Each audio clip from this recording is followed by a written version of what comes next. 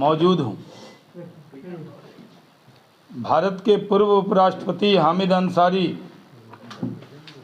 उपराष्ट्रपति रहते हुए उनके कई विवादित चीज़ें हैं जिसने के लिए देश ने उनको कभी क्षमा नहीं किया है। लेकिन आज भी वो जिस तरह की बयानबाजी कर रहे हैं, जिस तरह से अमेरिका की एक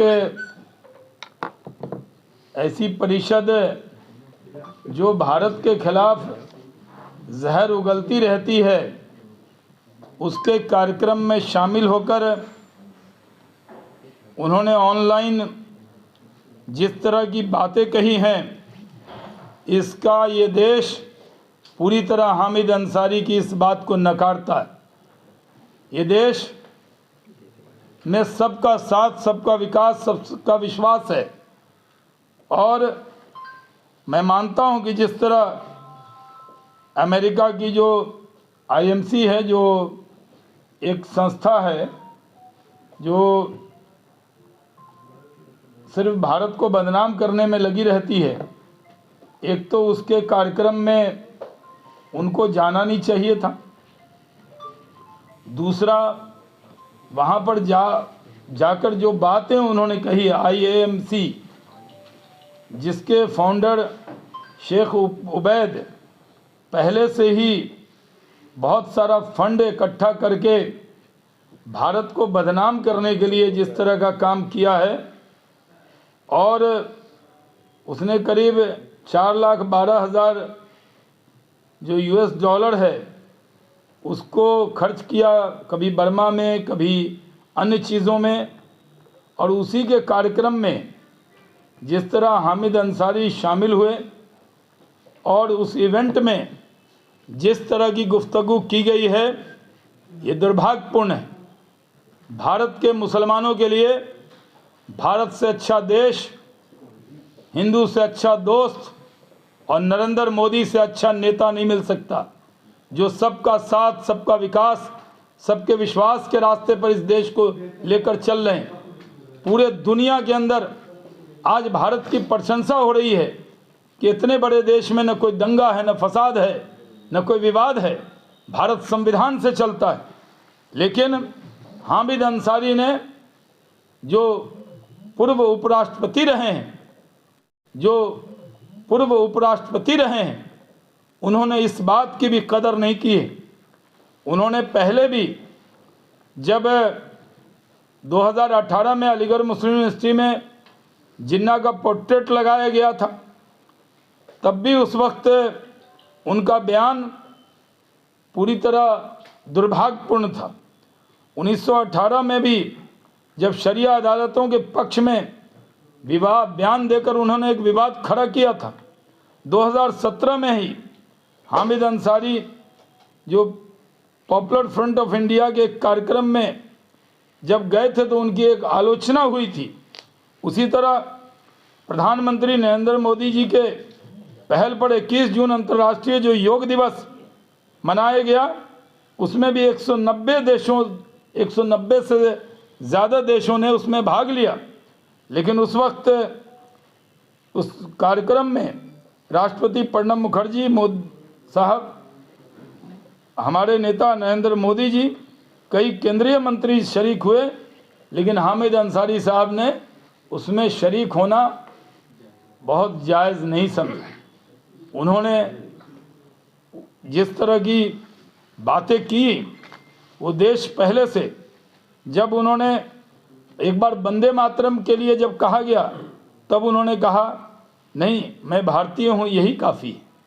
हामिद अंसारी साहब इस देश के जो लोग हैं, पढ़े लिखे लोग हैं, वो उनसे पूछना चाहते हैं, पूरा देश उनसे पूछता है, आखिर जिस देश ने आपको नंबर 2 कुर्सी दी, यानी उपराष्ट्रपति की कुर्सी दी, जिस देश ने इतना सम्मान दिया, कई राज्यों में आप भारत के एम्बेसडर रहे, कई राज्यों में भारत का प्रतिनिधित्व किया, और आपकी जहन और आपका दिमाग इतना भारत के लिए ऐसा क्यों है, ये देश जानना चाहता है।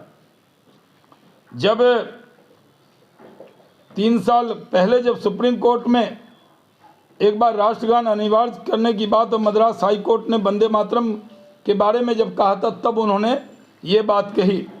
उपराष्ट्रपति के तौर पर कार्यकाल के आखिरी दिनों में अगर आपके अंदर लगता था कि इस देश में आपको, या ऐसा लगता था कि किसी समाज को कोई सम्मान नहीं मिल रहा है, तो आपको पहले कहना चाहिए था।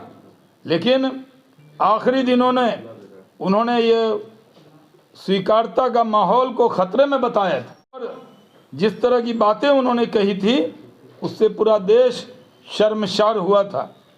और उनका ये कहना कि इस देश के बड़ी तादाद में लोग अपने को असुरक्षित समझते हैं, ये दुर्भाग्यपूर्ण है।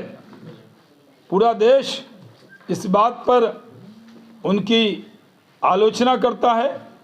और मैं मानता हूँ कि जिस तरह जो जो अमेरिकी मुस्लिम परिषद है, जिसका काम है जहर फैलाना, जिसका काम है भारत के बारे में दुष्प्रचार करना, उसके कार्यक्रम में शामिल होकर उन्होंने एक उच्च मर्यादा, जब पद से हटने के बाद भी कोई व्यक्ति निभाता है, उस मर्यादा को तोड़ने का काम किया है।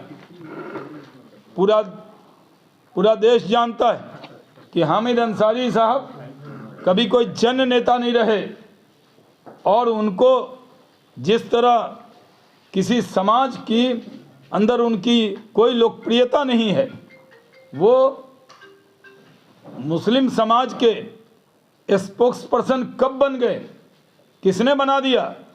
इस देश में भारत के संविधान ने सबको बराबर का अधिकार दिया है।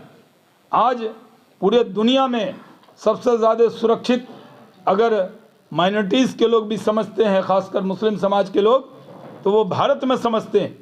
आज भारत में कहीं कोई दंगा नहीं, फसाद नहीं, सब लोग मिलजुल कर रहते हैं।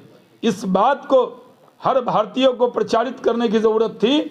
उसके अलावा जो एक पद पर बैठा व्यक्ति, जब उनको मालूम है कि जो अमेरिकी मुस्लिम परिषद है वो भारत के खिलाफ एक माहौल तैयार करता है, पूरे देश और दुनिया में भारत को बदनाम करने का ठेका ले रखा है, ऐसे भारत को बदनाम करने वाले ठेकेदारों के साथ बैठकर भारत के उपराष्ट्रपति रहे हामिद अंसारी ने पूरे भारतीयों के दिल पर एक चोट मारा है।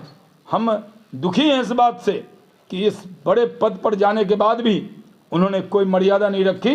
हम इसकी घोर आलोचना करते हैं। ये देश 130 करोड़ हिंदुस्तानी नरेंद्र मोदी जी के नेतृत्व में एकजुट हैं, एक हैं, इकट्ठे हैं, और दुनिया की कोई ताकत हमारी एकजुटता और हमारे इकट्ठेपन को अलग नहीं कर सकती। ये संदेश पूरी दुनिया में जाना चाहिए। बहुत बहुत धन्यवाद।